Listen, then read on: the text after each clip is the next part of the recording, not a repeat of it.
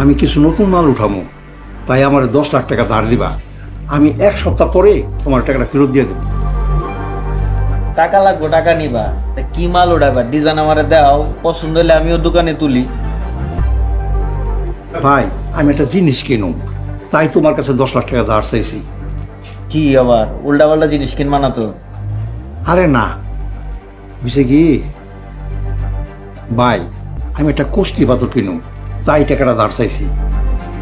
তোমার না একটা পাথর আছে, আবার কিনবা কেন? ভাই এটা কিনা বিক্রি করে ফেলামো। এটা হলো 1 নাম্বার কষ্টি পাথর।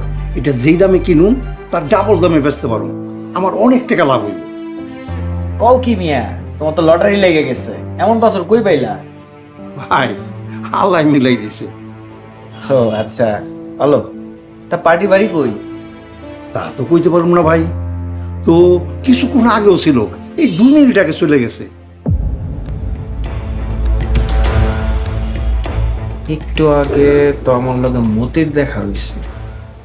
মতির কাছে কিসের পাথরটা এনে আইছে?